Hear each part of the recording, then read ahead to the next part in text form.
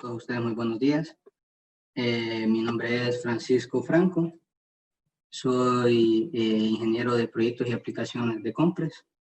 Y este día es un gusto para mí poder compartir con ustedes de forma básica las características, aplicaciones y la parametrización de los variadores de frecuencia ABB, específicamente el modelo ACS 355. Brevemente les mostraré la agenda para este webinar y de esta manera podemos tener una pequeña vista general sobre lo que hablaremos este día. Primeramente hablaremos sobre las características del equipo, los voltajes de operación, las aplicaciones, las partes y accesorios con las que se puede adquirir el equipo y los criterios de selección para, valga la redundancia, seleccionar el equipo. El principal objetivo de poder conocer esto es que ustedes sepan ver las características del equipo simplemente viendo el código de fabricación. Parte también de la agenda es la instalación y parametrización básica, en la que veremos los requerimientos de seguridad, tanto de la instalación como de la persona encargada para realizar la instalación, los requerimientos de la instalación mecánica y eléctrica. El fin de conocer estos requerimientos es poder aplicar a las garantías de fábrica, los diagramas de conexión y los pasos a seguir para la parametrización básica del equipo. Entonces empezamos con las características generales del equipo, y es que hay que mencionar que su característica principal es la versatilidad, ya que el equipo cuenta con un amplio rango de capacidades de operación, que va desde los 0.37 kW hasta los 22 kW. Posee 3 rangos de tensión, monofásico a 240, trifásico 240 y trifásico a 480. El rango de frecuencia va desde los 48 hasta los 63 Hz, es decir que funciona en rangos de 50 y 60 Hz. Y viene incorporado con un sistema de STO. El STO es el Safe Torque Off, que es el sistema de parada de emergencia sin torque con un SIL nivel 3. El SIL nivel 3 es un Safety Integrity Level, que básicamente significa que es un factor de reducción de fallas peligrosas bajo demanda. En este caso, al ser de nivel 3, la falla peligrosa bajo demanda se disminuye a 10 elevado a la menos 3, y cuando se encuentra en operación continua, es decir, no hay un exceso de carga en el equipo, la tasa baja hasta los 10 elevado a la menos 7. Y se posee un factor de reducción de este mismo riesgo de hasta 100 millones, o sea, 1 sobre 100 millones. La protección que cuenta el equipo va desde la IP21 hasta IP66. Más adelante vamos a ver las características de las protecciones que posee el equipo. Y por último, el equipo cuenta con programación secuencial básica incorporada, es decir, a través de software podemos realizar una parametrización, una programación basado en diagrama DFD. Las aplicaciones con las que podemos utilizar el equipo de forma óptima son mixers, bombas, bandas, bobinadores.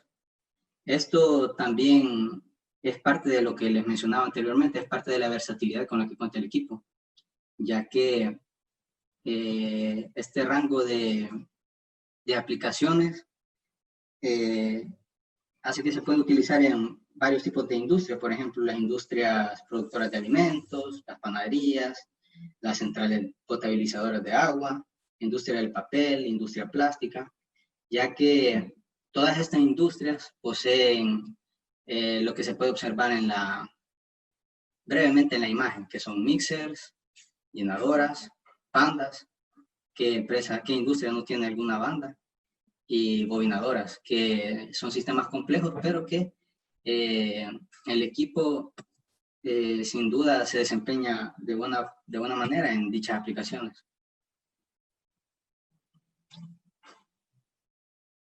Las partes y accesorios. El equipo cuenta con un panel de conexión, cuenta con lo que les mencioné anteriormente, con el Safe Torque Off, que es el puerto que ustedes pueden ver de color naranja. Esos terminales de color naranja son especiales para conectar sistemas de seguridad o relés de seguridad. Tenemos también el puerto de conexión del panel, el puerto de conexión del flash drop, que posteriormente veremos qué herramienta es. Un LED de estado, un protector para las terminales, un puerto para conectar módulos de extensión, que también veremos en la presentación posterior, un varistor, y también tenemos un puerto para instalar tarjetas de comunicación. Entre los diferentes adaptadores tenemos Modbus RTU, Profibus, DeviceNet, CAN Open, Ethernet y EtherCAT. Es decir, tenemos un amplio espectro de protocolos de comunicación con los que el equipo se puede desenvolver de buena forma y suplir las necesidades que se tienen en la industria. Las tarjetas de expansión que les menciono son potenciómetros, módulo de encoder, salidas a relé, fuentes auxiliares, etc. Todo esto lo vamos a ver en las siguientes diapositivas. Aquí podemos ver brevemente los accesorios con los que cuenta o con los que se puede adquirir el equipo. El equipo básico trae una cubierta de panel, es decir, puede que viene sin panel, pero los variadores que nosotros proporcionamos traen el panel de control básico, si no me equivoco, que como se puede observar es un panel con una línea nada más de texto. Tenemos el panel de control asistente, que es el panel completo con el que se puede parametrizar el equipo. Más adelante veremos también eso. La tarjeta de potenciómetro que les mencioné con anterioridad, esta tarjeta facilita y nos ahorra el hecho de poder, el hecho de quitarnos el cableado de potenciómetro, el cableado de señales de start y de stop.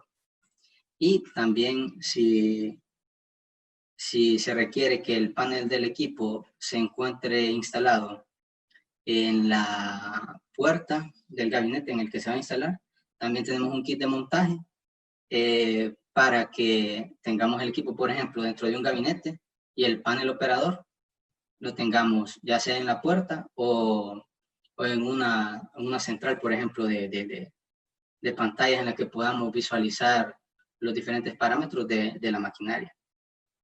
Y como les mencionaba con anterioridad, tenemos también el módulo de bus de campo, que adelante se detallará los diferentes tipos que existen.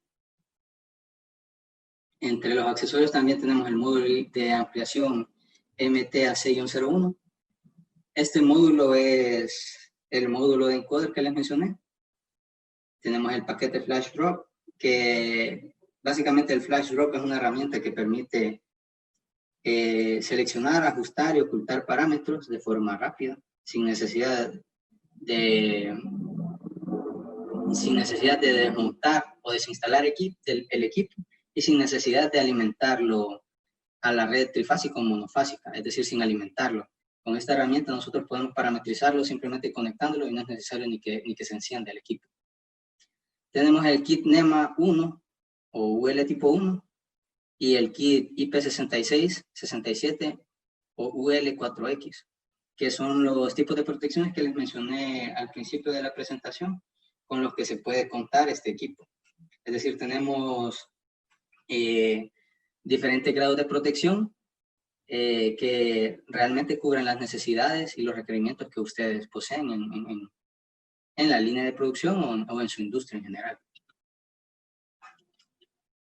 Los criterios de selección a tener en cuenta para estos equipos, antes que nada es de explicarles y que ustedes conozcan la estructura del código tipo para la selección de este equipo. Todos los drives de ABB cuentan con este código tipo. El código tipo está conformado por la serie del producto, que en este caso es la serie ACS355. Es decir, esto nos indica el modelo, y en esta presentación únicamente veremos la serie ACS355. Seguido de un guión tenemos el tipo de tensión de red. Más adelante veremos a detalle cada uno de estos numeritos. Tenemos la corriente en base a la potencia. En este caso es necesario ver el manual del fabricante para ver la corriente nominal en base a la potencia que nosotros necesitamos. Tenemos la tensión de alimentación.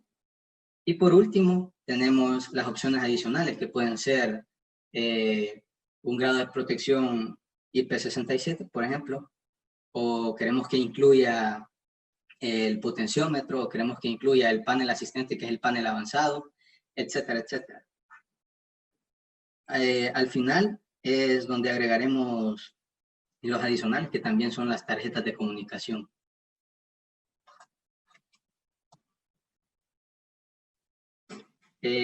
Conociendo ya la estructura del código tipo, debemos de conocer, como les comentaba, el tipo de alimentación y la frecuencia de la red.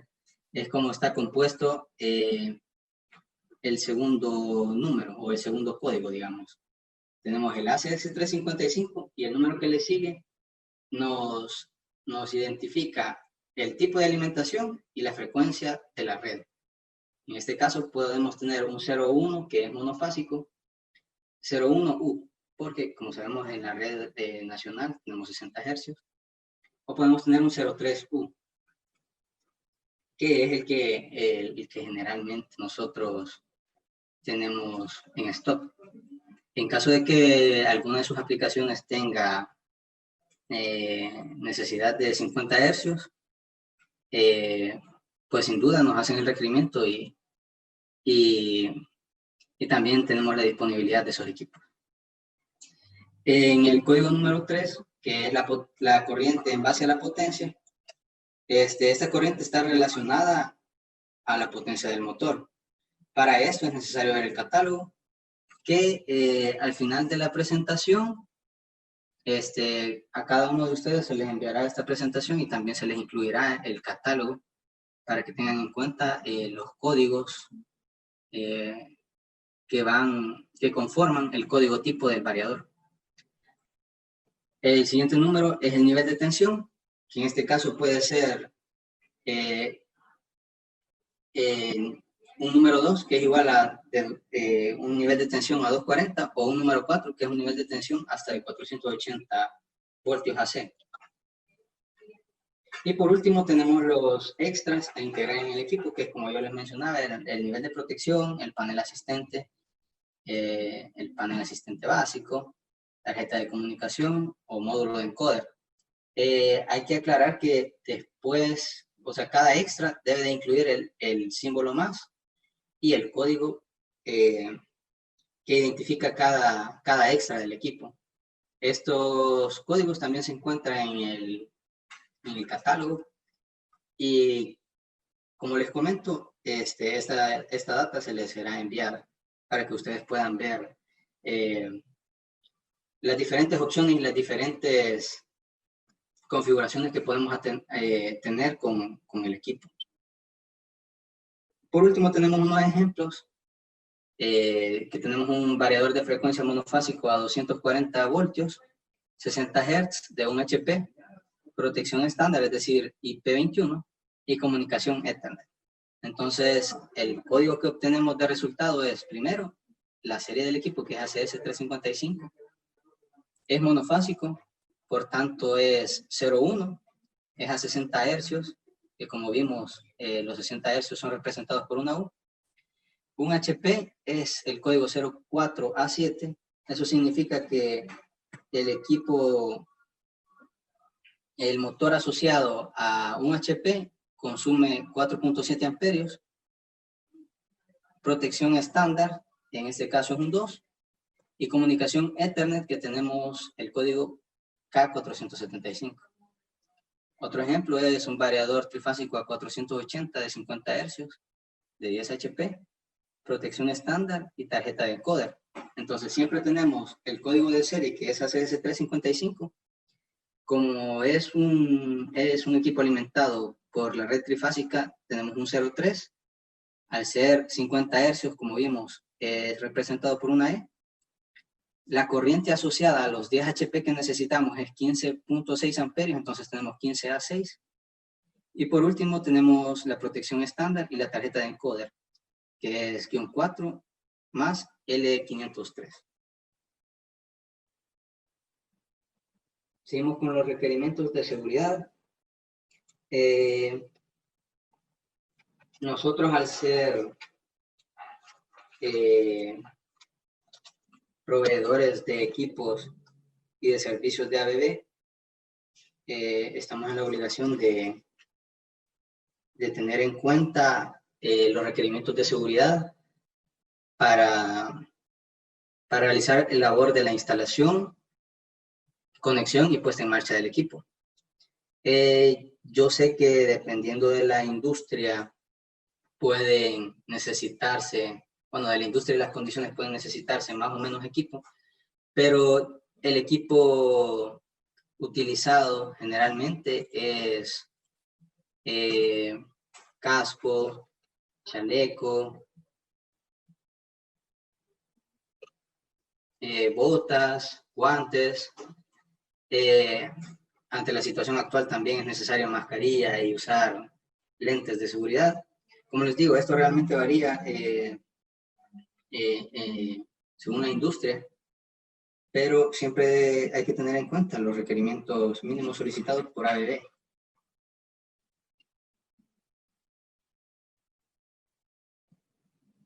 Entre los requerimientos de seguridad tenemos también, al momento de realizar, antes de realizar la instalación mecánica y conexión,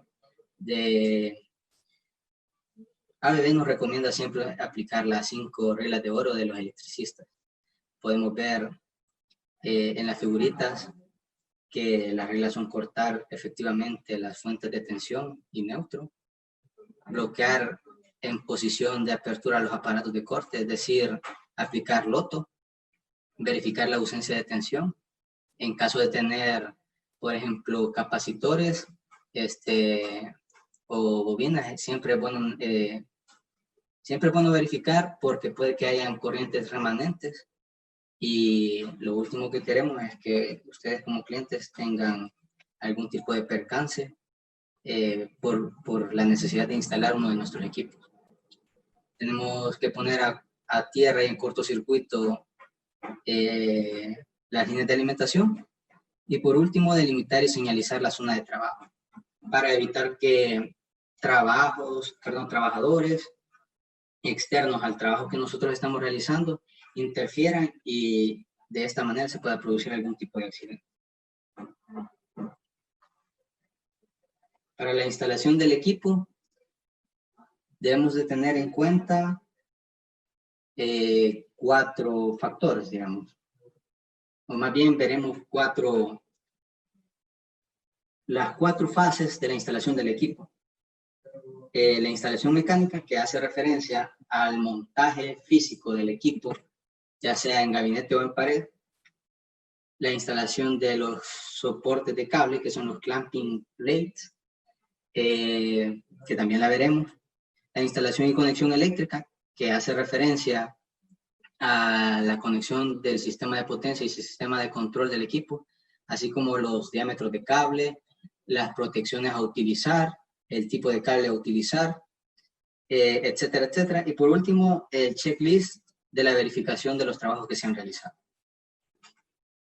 En la instalación mecánica, como siempre, resaltando la versatilidad de este equipo, el equipo puede ser instalado en pared o en gabinete. Ahora bien, hay que tener en cuenta que la pared debe de ser 100% vertical, es decir, no tiene que ser una pared inclinada o declinada. Y en la pared y en el piso no deben de haber partículas explosivas, ya que el equipo no es un equipo antiexplosivos. Otra de las características que posee este equipo es que podemos instalar varios drives lado a lado, como muestra en la imagen, side by side, ya que únicamente necesitamos espacio arriba y abajo del equipo para obtener un sistema de enfriamiento óptimo, siempre y cuando se consideren las condiciones mínimas recomendadas por el fabricante, que en este caso, tanto arriba como abajo, es de 3 pulgadas o 75 milímetros como mínimo, es decir, podemos tener más espacio y ese no es ningún problema. El problema radica cuando el equipo tiene menos de esta distancia, tanto arriba como abajo, ya que se ve afectado el sistema de enfriamiento. Las condiciones ambientales, el equipo puede operar desde los -10 hasta los 50 grados centígrados, en un ambiente con una humedad relativa menor al 95% sin condensación, y en una altitud de 0 a 2000 metros sobre el nivel del mar. Hay que recalcar que a partir de los 1000 metros se debe de hacer un derrateo de 1% por cada 100 metros, es decir, que debemos de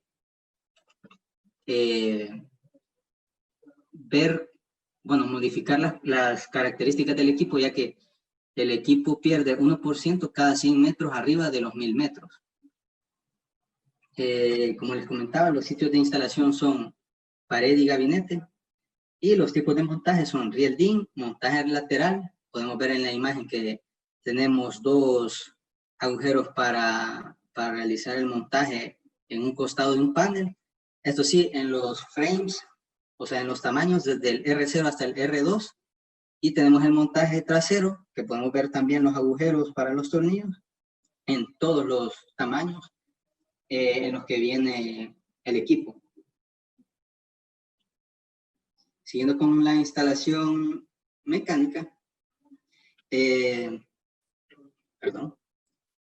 equipo, para tener en cuenta el sistema de ventilación, podemos ver en la imagen de la izquierda cómo realmente debe de ser, en caso de tener ventilación forzada, la instalación de la ventilación forzada. Podemos ver que el ventilador extractor está sobre el drive. Esto hace que el flujo de aire de la rejilla que se encuentra abajo pase a través del equipo y por consiguiente este se enfríe.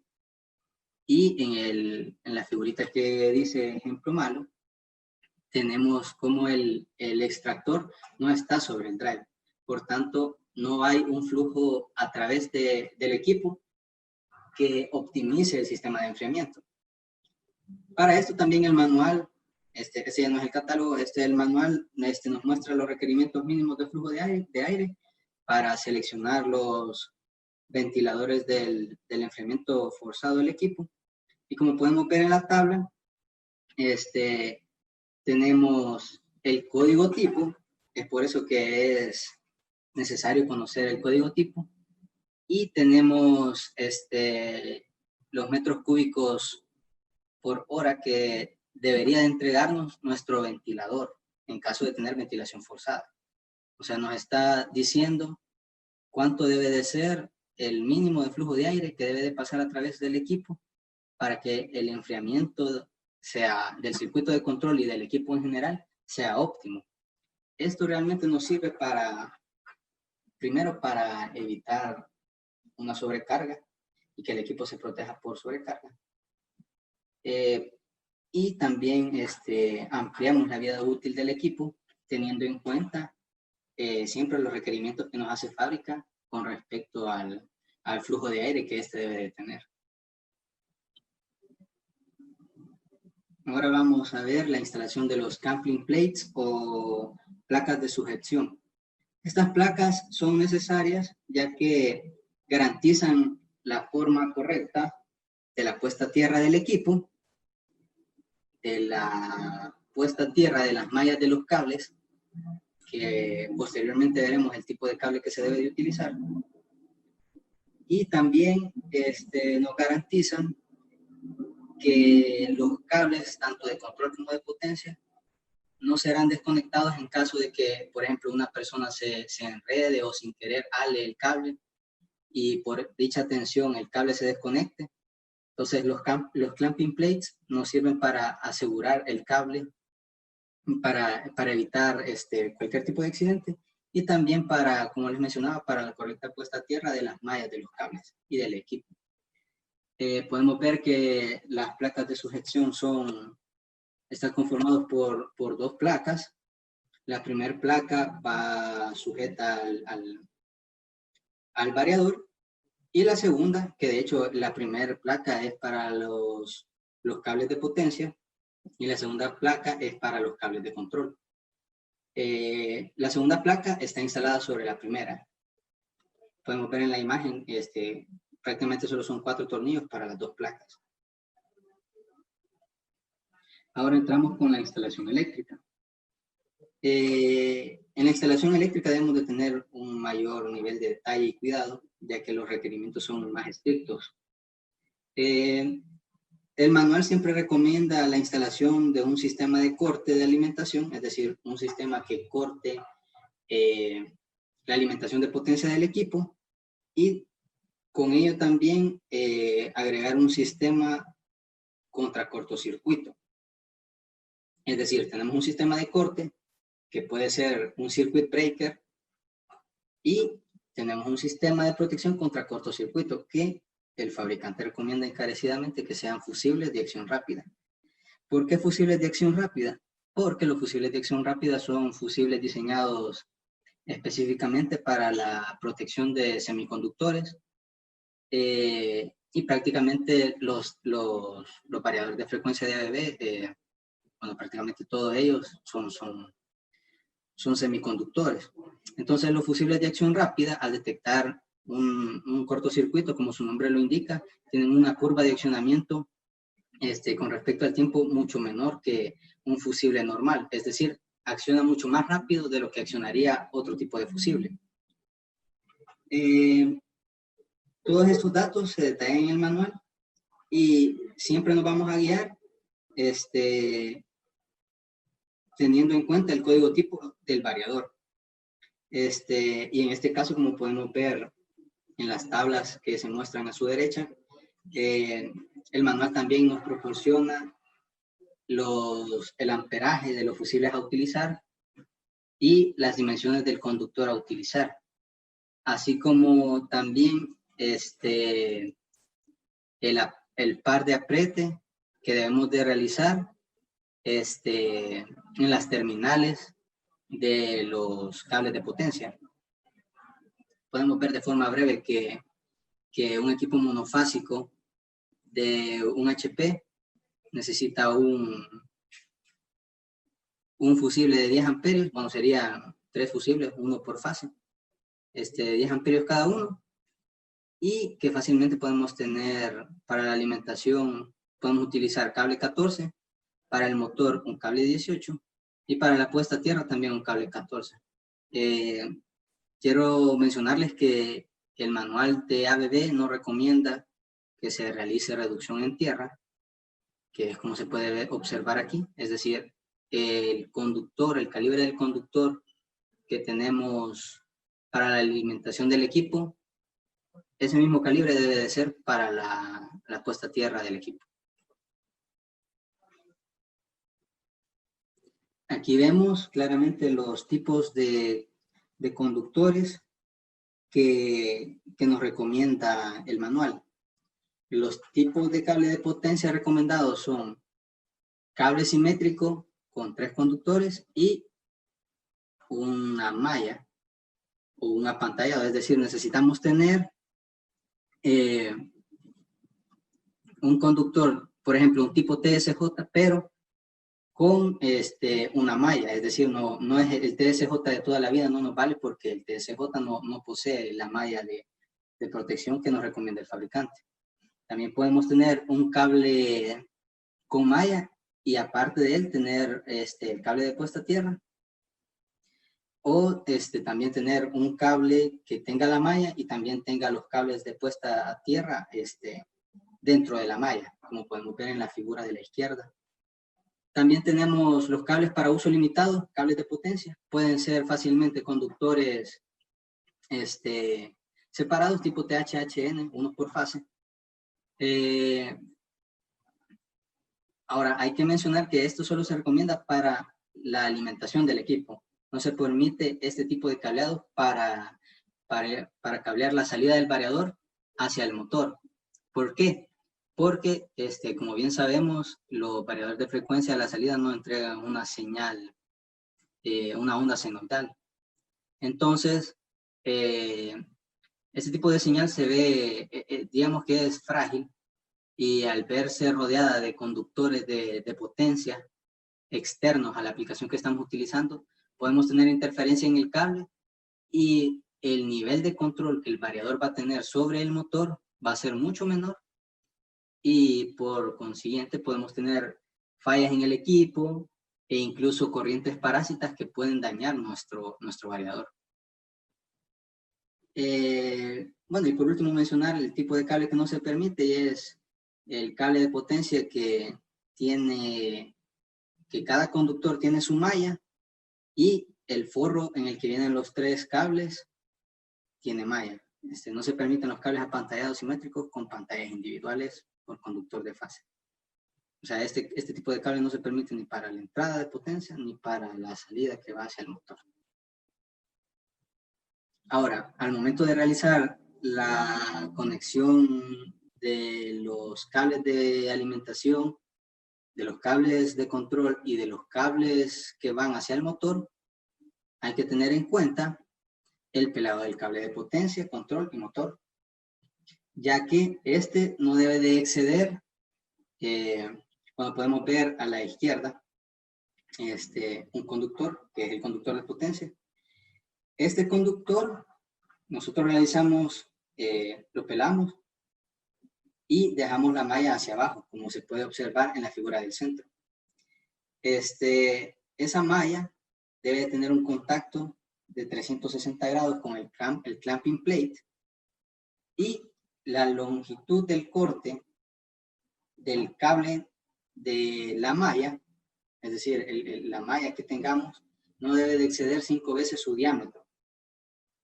Ahora, tendremos que conectar, la malla tiene que hacer un contacto con el clamping plate a 360 grados. Al final de la malla, o sea, torchamos la malla, colocamos una terminal de ojo y aparte del contacto que estamos teniendo con el clamping plate, debemos de realizar una conexión con terminal como se muestra en la figura de la izquierda. Y por último conectamos nuestra alimentación. Esto mismo se debe de realizar para las señales de control y para las señales del motor. O sea, podemos ver que en los 3 casos se debe de realizar el mismo procedimiento. ¿Por qué? Porque de esta manera garantizamos que todos los equipos y todas las señales y todas las mallas están puestas a tierra y por tanto se reduce el hecho de que podamos tener algún tipo de interferencia que provoque tanto falsos positivos en las señales de control como corrientes parásitas provenientes del motor, así como fallas o algún tipo de corriente parásita que venga en nuestro sistema, perdón, en nuestro cableado de potencia. Una vez hemos realizado la conexión de nuestros cables de alimentación y nuestros cables de control, hay que tener en cuenta, bueno, el fabricante recomienda que se realice una medición del aislamiento del motor y del cable que alimentará, digamos, el motor desde el drive. Entonces, se tiene que tener en cuenta que no debe de haber ningún tipo de conexión ni del cable del motor, ni del motor directamente al drive. Lo que realizaremos es un valor de medición entre cada bobina con respecto a tierra, como se muestra en la imagen, a 1000 voltios, y el valor de la medición debe de ser mayor a 1 megaohm. En caso de ser un valor menor, existe algún problema, ya sea en el cable o en el motor. Para eso debemos de realizar diferentes mediciones de aislamiento, ya sea en el conductor y en el motor, para descartar cualquiera de ellos. Porque puede que el problema esté en el motor, o que el cable esté dañado, tenga algún tipo de corte y nos esté haciendo algún tipo de contacto. Hay algo que no les mencioné, y es que para los cables de las señales de control, se recomienda que sean cables apantallados para las señales digitales y cables con doble pantalla para las señales análogas. También quiero decirles que el fabricante no recomienda que bajo un mismo cable se lleven señales digitales y análogas. Es decir, podemos tener un cable multihilo apantallado, pero el fabricante no recomienda que tengamos señales digitales y análogas en un mismo cable multihilo. Y tampoco se recomienda que en un cable multihilo tengamos diferentes niveles de tensión. Por ejemplo, que enviemos una señal de 24 DC y en otro cable una señal de 120 o 240 de AC. Esto con el fin de evitar la interferencia entre los cables, y con el fin también de evitar señales falsas positivas, es decir, que tengamos un accionamiento a causa de la interferencia. O sea, todo esto se hace con el fin de evitar ese tipo de detalles o tipo de fallas que no solo ponen en peligro la integridad del equipo y la integridad de la máquina y el motor que estamos controlando, sino que también ponen en riesgo la integridad de la vida de las personas y los operadores que estén cerca de la maquinaria o del motor.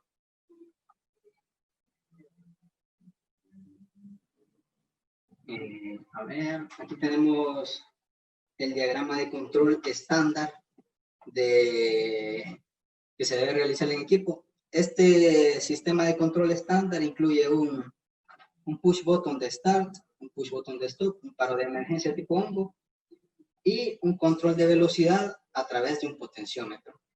Esta conexión es conocida como la conexión ABB estándar, ya que es la más utilizada en la industria. Y para seleccionar el tipo de señal que nos proporcionará nuestro potenciómetro, podemos utilizar, la señal de referencia de velocidad. Tenemos estos switch, que es el switch S1, y dependiendo de cómo lo tengamos configurado, podemos tener de 0 a 20 miliamperios, 4 a 20 miliamperios, de 0 a 10 voltios o 2 a 10 voltios. De fábrica viene configurado con recibir una señal de voltaje que va desde los 0 a 10 voltios. Otra cosa que quiero recalcarles es que es necesario conectar un jumper entre el común de las entradas digitales y el común del voltaje auxiliar. Ya hemos tenido casos en los que por este pequeño jumper el cliente no puede arrancar el equipo. Entonces sí es necesario que se tenga en cuenta este jumper. Otra cosa que debemos de tener en cuenta es, en caso de que nosotros queramos utilizar, que es lo que recomendamos, por cierto, el sistema del STO, los terminales anaranjados que vimos al principio de la presentación, perdón, de fábrica trae unos pequeños jumper. Podemos ver que son dos. Entonces, Estos se pueden sustituir por 2 contactos NC. ¿Por qué por 2 contactos? Pues porque al ser un sistema de seguridad, se utilizan conexiones redundantes, y en caso de que uno de estos jumper esté mal conectado, el equipo va a dar falla por paro de emergencia. De igual forma, se recomienda, como les comenté, les repito, utilizar 2 contactos normalmente cerrados en caso de querer sustituir estos jumper. Ahora ya entramos en la parametrización básica del equipo, pero antes de eso quiero mencionarles las formas o los medios más bien en los que podemos realizar la parametrización del variador.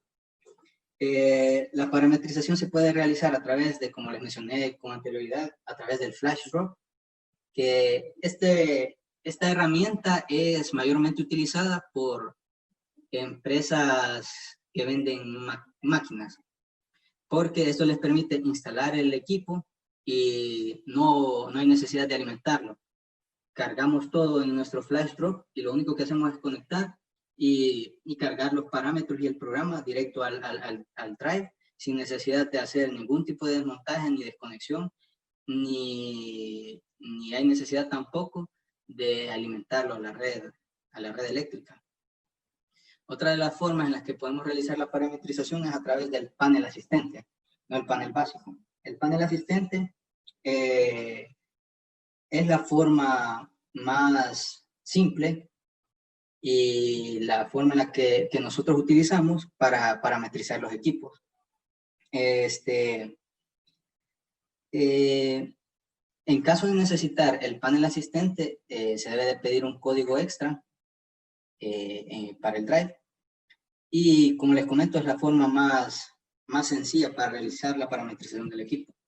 Por último, tenemos la opción de parametrizarlo a través de software. El software es el Drive Window Lite, en este caso la versión 2. La ventaja de utilizar este software es que no solamente podemos parametrizar los variadores de frecuencia ACS 355, sino que otros modelos también, por ejemplo el ACS 310, el ACS 550 si no me equivoco, y el ACS 800 si no estoy mal. Entonces tenemos esa ventaja, aparte de que podemos realizar la programación descriptiva que les comenté al principio, que es una parametrización a través de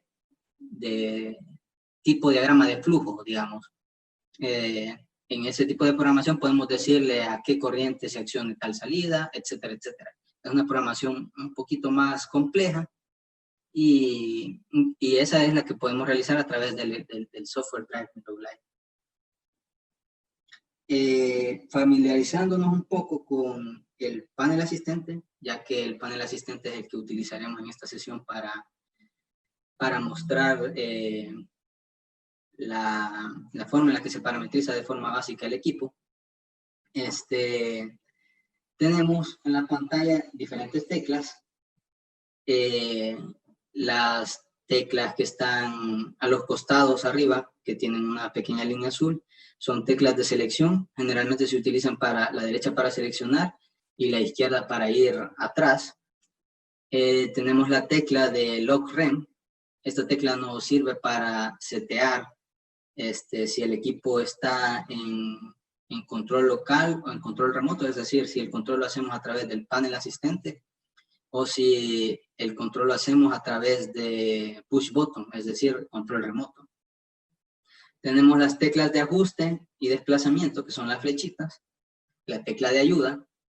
En caso de tener algún tipo de falla o no saber para qué sirve algún parámetro, se presiona esta tecla y automáticamente salta una pequeña ventana emergente que nos detalla qué es la falla, en caso de que sea una falla, o la alarma, o para qué es el parámetro que queremos setear. Por último tenemos las teclas de Start Stop, como su nombre lo indica, sirve para arrancar o parar el equipo. En la pantalla tenemos diferentes valores, viendo, si nos fijamos un poco en la imagen del centro, en la pantalla podemos ver el valor de referencia, que pueden ser hertz, el reloj, que lo seteamos al inicio de la parametrización. También tenemos, digamos, el menú o atrás, es decir, lo que podemos hacer con nuestras teclas de selección. Tenemos los valores actuales que pueden ser hertz, amperios, corrientes de línea, puede ser también la corriente total o kilowatts consumidos. Todo eso lo podemos configurar. Y también tenemos en la esquina superior izquierda el modo de control, que como les dije con anterioridad puede ser control local o control remoto. Hay muchas ocasiones en las que queremos arrancar el equipo desde el panel y automáticamente, en caso de estar en remoto, nos saltará una ventana emergente que nos dirá que hay que cambiar el modo de control del equipo. Entonces, para ver en qué tipo de control se encuentra, en qué modo de control, perdón, nos sirve la información que aparece en la esquina superior izquierda. Y por último tenemos el estado del equipo y es esa flechita curvada. Cuando el equipo está arrancando, la flechita gira y aparece punteada. Cuando el equipo está en sus parámetros nominales o en los parámetros seteados en el variador, aparece la flechita ya fija y es una línea sólida. Por último tenemos en la imagen de la derecha los diferentes menús a través de los cuales podemos acceder. Tenemos el menú de parámetros, el menú de asistente, el menú de parámetros editados, el backup de parámetros, setear el reloj y los ajustes de entrada y salida. En el el menú de parámetros, como su nombre lo indica, tenemos absolutamente todos los parámetros del equipo, entre los cuales están la información del motor, la información de la red y en sí la parametrización que nosotros hemos realizado y los datos los parámetros que nosotros podemos modificar acorde a la necesidad que nosotros tenemos. En el menú de asistentes, como su nombre lo indica, están los asistentes. Tenemos el asistente de inicio. Este asistente nos sirve para setear el variador como que si fuera su primer arranque. Tenemos el asistente de entradas, el asistente de parámetros de motor, etcétera, etcétera. Y prácticamente los asistentes nos sirven para no ir a buscar parámetro por parámetro, sino que él automáticamente nos muestra el parámetro, nos dice, por ejemplo, que ingresemos la corriente del motor. Nosotros solo tenemos que ingresar la corriente, ya no es necesario que entremos al menú de parámetros y busquemos corriente del motor. Automáticamente él nos lo muestra y es una de las tantas ventajas que tenemos con este tipo de equipo. En el menú de parámetros editados, como su nombre lo indica, tenemos los parámetros que se han editado y este menú es bastante útil, ya que generalmente dentro del menú de los parámetros tenemos submenús. En cambio, en el menú de parámetros editados tenemos directamente los parámetros que se han modificado y en caso de querer ajustar uno de esos parámetros ya no necesitamos tener que acceder al menú de parámetros, a los diferentes submenús, sino que directamente accedemos al parámetro que nosotros estamos buscando. El backup de parámetros nos sirve, como su nombre lo indica, para hacer un respaldo de los parámetros que hemos realizado. Este respaldo es realizado hacia el panel asistente. Es decir, los parámetros que nosotros hemos modificado se modifican dentro del drive. Al momento de que nosotros realizamos el backup de parámetros, guardamos los parámetros del drive en el panel asistente. Ahora bien, ¿cuál es la ventaja de tener este tipo de backup?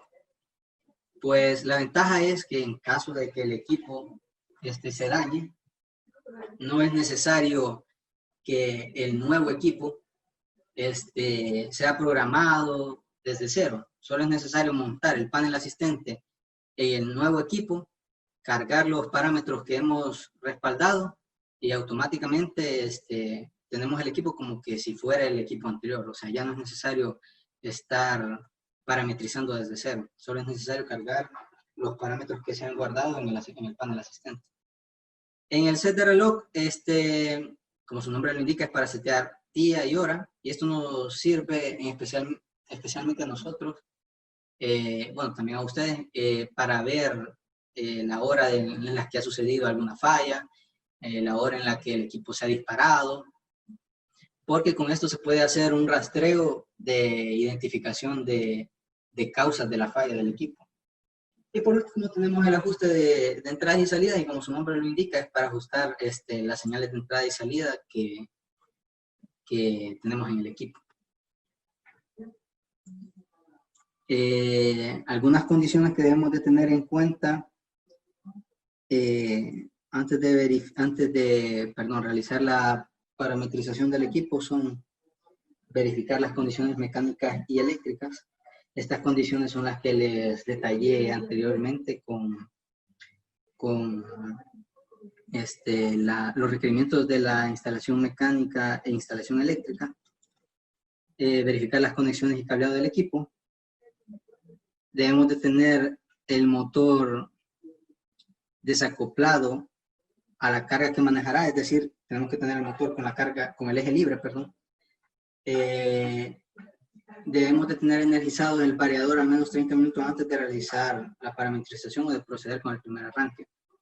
Esto realmente depende del tiempo en el que el equipo lleve sin ser energizado. Es decir, si el equipo lleva 2 años estando en bodega sin ser energizado, sin ser utilizado, sí se recomienda que esté por lo menos media hora conectado a la red de potencia sin dar el primer arranque, porque en este caso se realiza el reformado de capacitores y lo que se hace, digamos, es un despertar de los capacitores.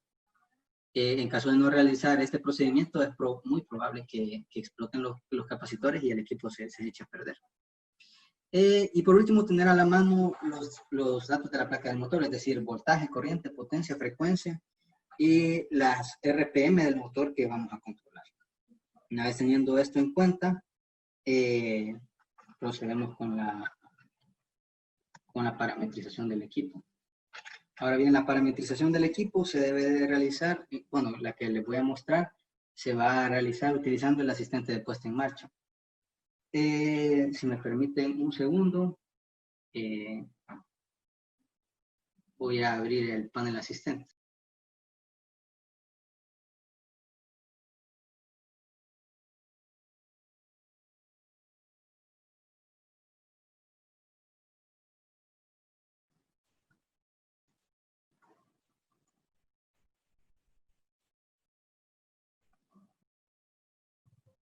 Ok, cuando nosotros realicemos el arranque del equipo, nos aparecerá esto en la pantalla.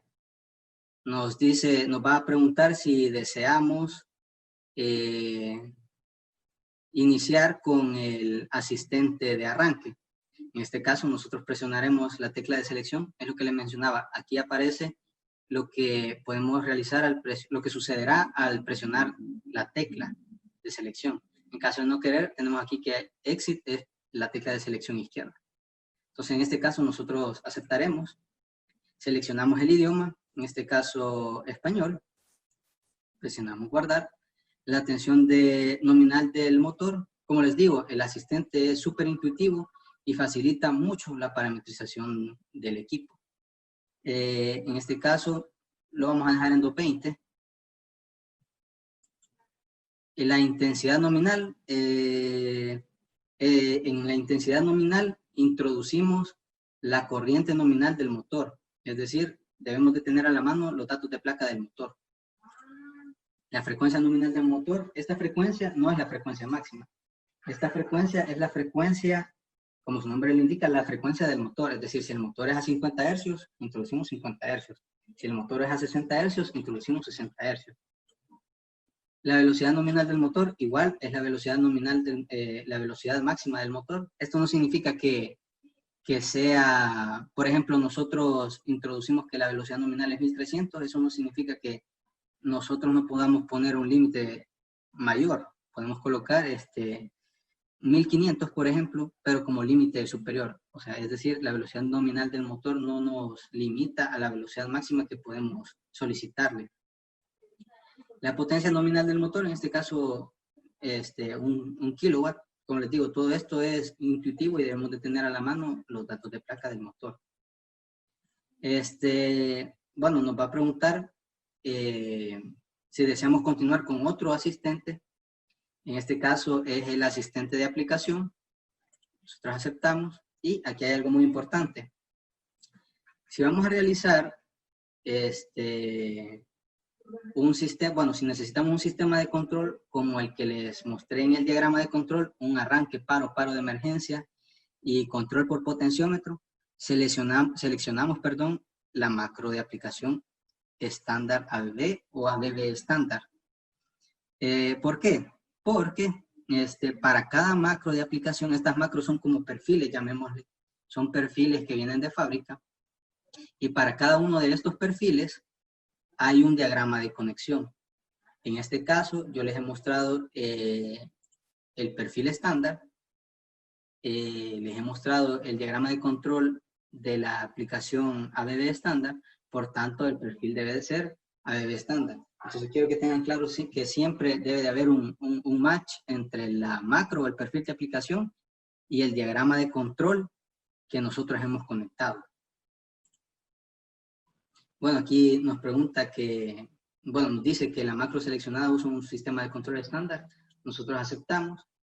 Y ahora nos pregunta si deseamos continuar con el EXT1, con el menú de referencia EXT1. ¿Esto qué es? Aquí configuramos nuestro escalado de nuestro potenciómetro. Es decir, la referencia externa número 1. En nuestro variador tenemos 2 referencias externas. En este caso vamos a configurar la referencia externa número 1. Ahora nos dice el tipo de referencia, EA1, o sea que es una referencia análoga de voltaje.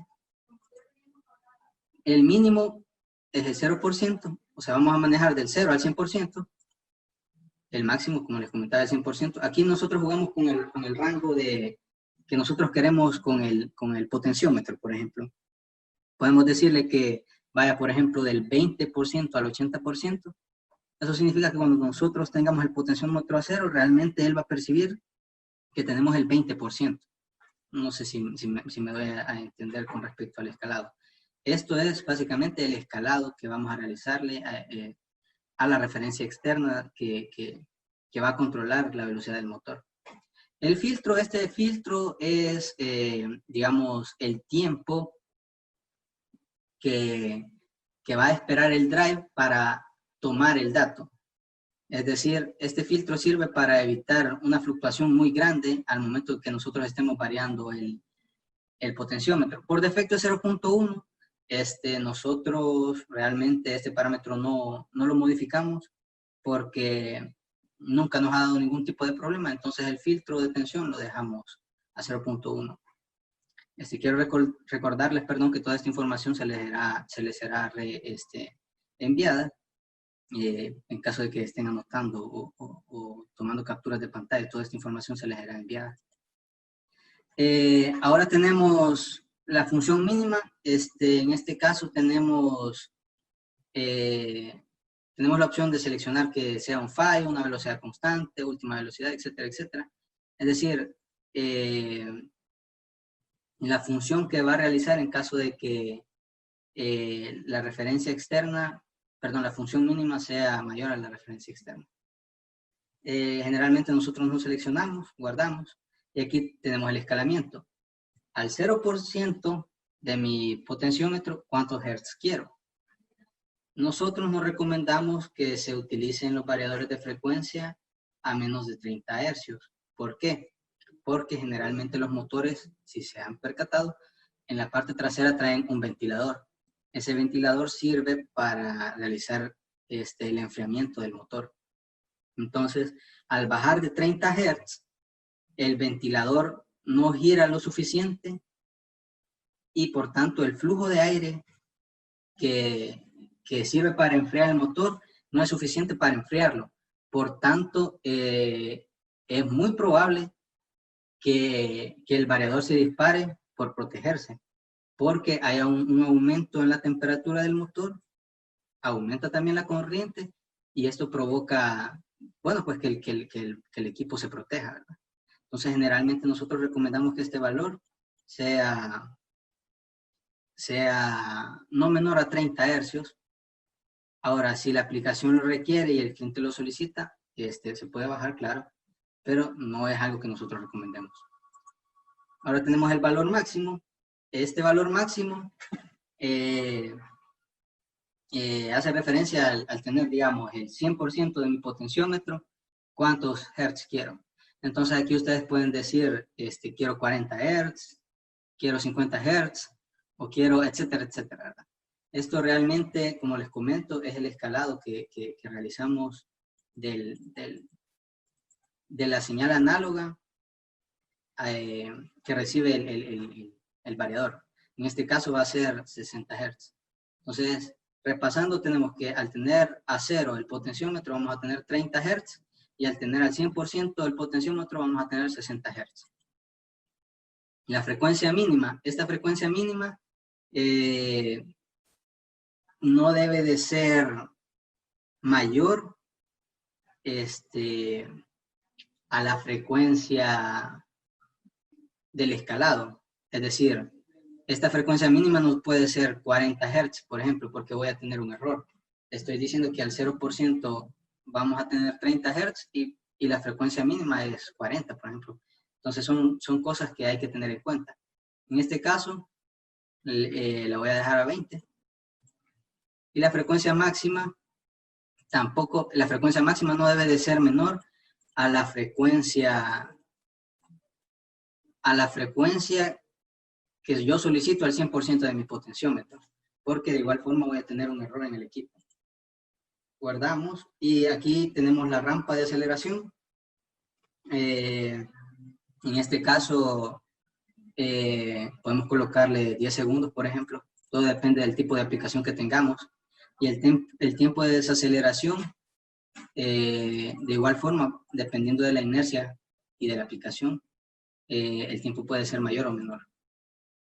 Aquí nos pregunta que si queremos continuar con la parametrización de la referencia externa número 2. En este caso, yo le voy a dar saltar, porque generalmente solo se tiene una señal de referencia. Según la aplicación, esto puede configurarse, puede necesitarse, y en ese caso los pasos son exactamente los mismos a los que acabamos de realizar, solo que, como su nombre lo indica, es para la entrada análoga número 2. Desea continuar con la programación del paro y marcha, aceptamos. Estos comandos externos 1 hacen referencia al arranque paro. ED 1,2 significa que tenemos una maneta de 2 posiciones sostenida en ambas posiciones que nos da el start-stop. Es decir, en una sola entrada podemos tener el start y el stop.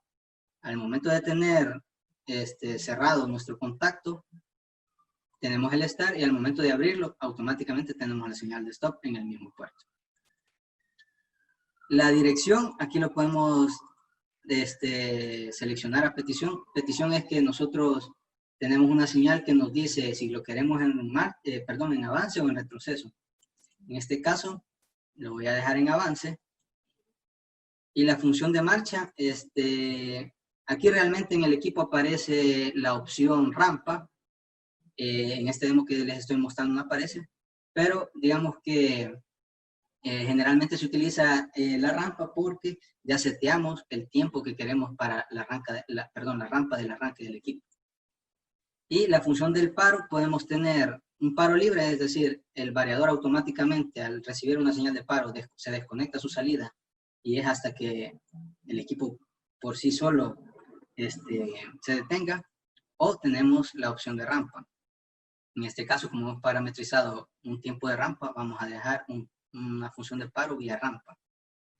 Permiso de marcha, esto es para que, por ejemplo, nosotros en sistemas en los que, por ejemplo, un PLC autoriza que ya se puede dar el arranque del equipo en caso de que primero debamos de tener ciertas condiciones en el proceso para poder darle arranque a un motor. Aquí podemos seleccionar en qué puerto. ED es la entrada digital. En qué entrada digital podemos recibir ese permiso de marcha y posteriormente a la recepción de esa señal de permiso podemos darle marcha al equipo. Puede ser a través de comunicación o a través de cualquier,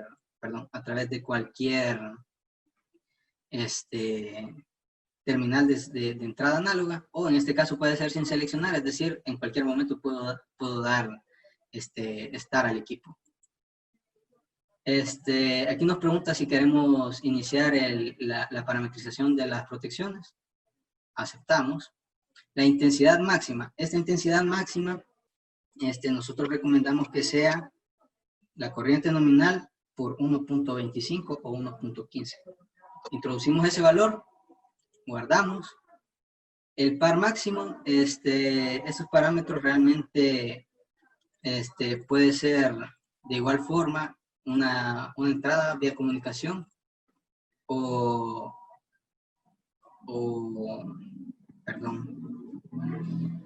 seleccionado a través de los parámetros que se han parametrizado. Esto que ven ED1 INV significa invertido, es decir, que tenemos una señal negada, por ejemplo. Y aquí tenemos configurar orden de permiso de marcha, aceptamos. Y lo que les comentaba, sin permiso, porque en cualquier momento podemos darle start stop. Configurar las funciones de fallo. Generalmente nosotros dejamos los fallos de fábrica.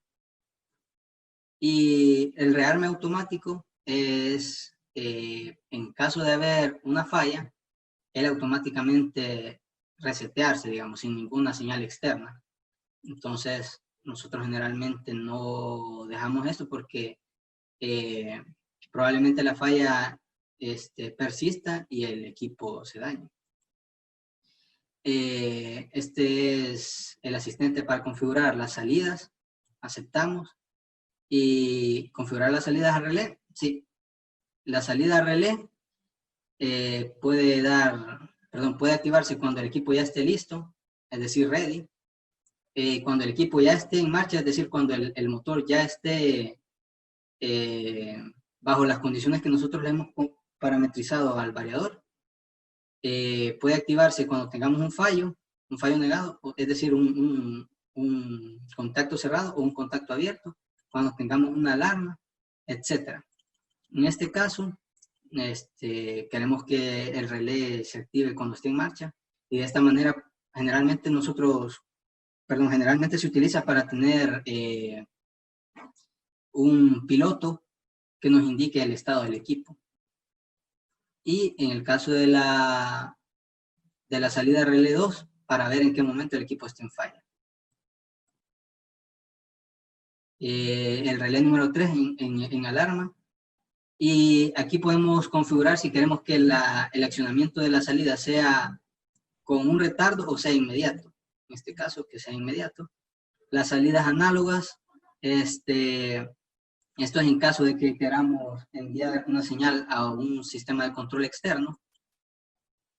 Y esto es para realizar, nos pregunta si queremos copiar los parámetros al panel. Esto realmente es si deseamos hacer el backup de los parámetros que nosotros hemos introducido al variador. Si queremos realizar el backup hacia el panel. Entonces aceptamos y ahí termina nuestra parametrización. Ahora bien, ahí realmente no termina la parametrización. Posterior a eso, debemos de modificar un parámetro fuera del asistente, y para eso, desde la pantalla principal,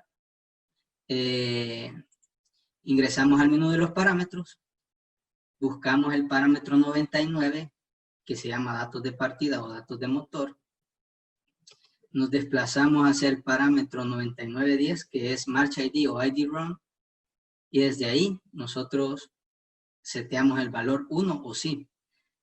¿Por qué es necesario el March ID? El March ID es necesario porque con este podemos tener un nivel de control mucho más exacto del variador, ya que él energiza las bobinas del motor y llena las constantes de torque, de corriente, los proporcionales, etcétera, etcétera, con el fin de tener un mejor sistema de control.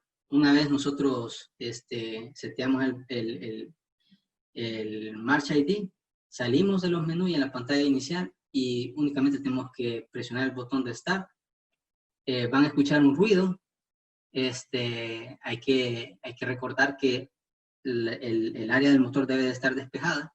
Van a escuchar ruidos y van a ver que el motor gira para en ambas direcciones, ¿no?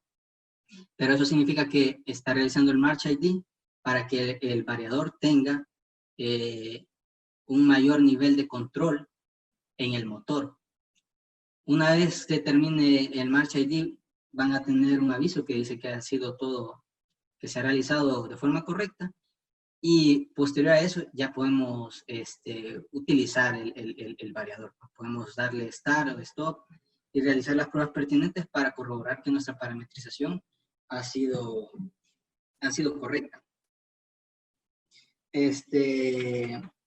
Quiero mencionarles que como Compres tenemos a disposición de ustedes la venta de todas las gamas de los variadores de la marca ABB.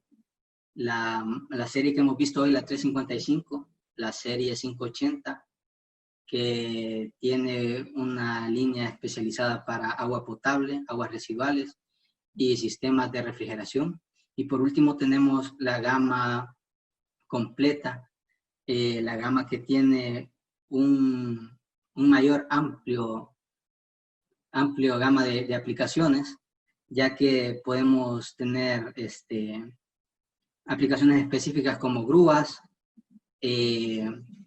incluso grúas marítimas, ascensores, bobinadoras, etcétera, etcétera. Todas estas gamas nosotros las tenemos disponibles en diferentes niveles de tensión. Para ustedes tenemos la venta de los repuestos de los variadores de frecuencia. Tenemos también todo lo que hemos mostrado en este webinar, las protecciones, que son los circuit breakers, tenemos los fusibles de acción rápida, tenemos las fusibleras también, tenemos el cable que recomienda fábrica tanto para control, para la alimentación del variador y para la salida del variador hacia el motor. Todo eso nosotros se los podemos proporcionar. Y de igual forma tenemos soluciones de ingeniería para todas sus necesidades. Tenemos un departamento de ingeniería que se ha especializado tanto en soluciones de automatización como en soluciones de variadores de frecuencia, ya que tenemos 3 compañeros certificados, un compañero certificado en la línea 355, 550 y 800, y 2 compañeros certificados en las gamas 580 y 880. Es decir, hay personal capacitado y certificado por fábrica que puede dar soluciones a sus necesidades. Y pues eso sería todo por el webinar. A continuación pasamos con las preguntas. ¿Qué potencia máxima tienen en stock para entrega inmediata? Tenemos en stock hasta 30 HP de entrega inmediata de la gama 355. Otras gamas probablemente tengamos niveles de potencia mucho más grandes. Cada equipo de estos incluye su software o se vende la licencia aparte. Me imagino que se refiere al software Drive Window Lite. Si se refiere a eso, el Drive Window Lite se compra la licencia, si no me equivoco. Es completamente aparte, no viene incluida con el equipo. Es necesario instalar resistencia de frenado en caso de manejo de carga vertical, se tienen disponibles. Sí, es necesario utilizar las resistencias de frenado por la inercia que se produce. Entonces, en caso de que se tenga, por ejemplo, el equipo con carga y digamos, se regresa, va a haber una inducción de corriente y lo más probable es que el equipo se dañe. Si tenemos disponibles, tendría que verificarle para qué potencias, porque el manual nos indica, digamos, la resistencia de frenado a utilizar para cada potencia. Es decir, es para no sobredimensionar ni para subdimensionar su necesidad. Hay parámetros especiales a programar al instalarle la resistencia de frenado. Sí hay algún parámetro que se debe de manejar para setear la capacidad de la resistencia de frenado. Ahora bien, con la conexión es bastante intuitiva, ya que en los terminales inferiores del equipo se detalla una D más y una D menos que indica dónde va conectada la resistencia de frenado. Estos equipos son de 6 pulsos. Si no estoy equivocado, sí son de 6 pulsos. La función de los filtros EMC. Los filtros EMC son utilizados para evitar la interferencia, he olvidado el nombre, la verdad. Bueno, para las interferencias electromagnéticas, si no me equivoco. Y en el caso de estos equipos, sí traen ese filtro. De los armónicos, me imagino que se refiere a si el equipo trae filtro de armónicos, el equipo no trae filtro de armónicos. Esta serie, si no me equivoco, no trae filtro de armónicos. El concepto de producción de voltaje regenerativo. Ok. Digamos que usted tiene un motor en funcionamiento y pasa que se frena de golpe, por ejemplo. O viene un operador, que de hecho es algo que nos ha pasado, viene el operador y detiene el eje del motor con la mano. El hecho de hacer eso produce una corriente en sentido contrario, es decir, va del motor hacia el variador. Entonces el variador tiene un sistema de protección en caso de que suceda eso. Ahora bien, cuando la magnitud es muy grande, esa protección, de lo que se realiza es utilizar las resistencias de frenado para que eso se drene hacia la resistencia. En caso de no tenerla, lo más probable es que el equipo se dañe o se esté protegiendo a cada momento. También es probable que sea generado porque el eje del motor gire no por comando del variador, sino por un agente externo. Entonces ya no tenemos un motor, tenemos un generador. Entonces, en lugar de estar recibiendo, estamos generando un voltaje que, como le comento, el equipo se puede proteger, se puede disparar, pero si es su magnitud es muy grande, se puede dañar el equipo. Entonces, en ese tipo de casos, en el caso en el que se requiera un sistema de frenado, una rampa de frenado corto, y la aplicación, digamos, que genere una inercia que en ese tiempo es imposible por ejemplo, es imposible de disolver, es que se utilizan las resistencias de frenado. En este caso, ese voltaje es drenado hacia la resistencia. Algunas veces se producen mensajes de error de este tipo cuando los tiempos de aceleración no son correctos. Es correcto. En el caso generalmente ocurren, o sea, en ambos casos, en aceleración y desaceleración ocurren, pero son mucho más comunes en desaceleración. Entonces, ahí se evalúa si el tiempo de desaceleración se amplía o si se utiliza una resistencia de frenado. Los supresores de trascientes, bueno, realmente no, bueno, nosotros nunca hemos instalado un supresor de trasciente a la salida del variador. O sea, de hecho, el manual nos recomienda que sea un tramo de cable directo al motor, que no haya ningún equipo entre el motor y el variador. Ahora, si es a la salida, perdón, si es a la entrada, sí, no creo que haya problemas realmente. Les agradezco mucho por su asistencia, por su participación.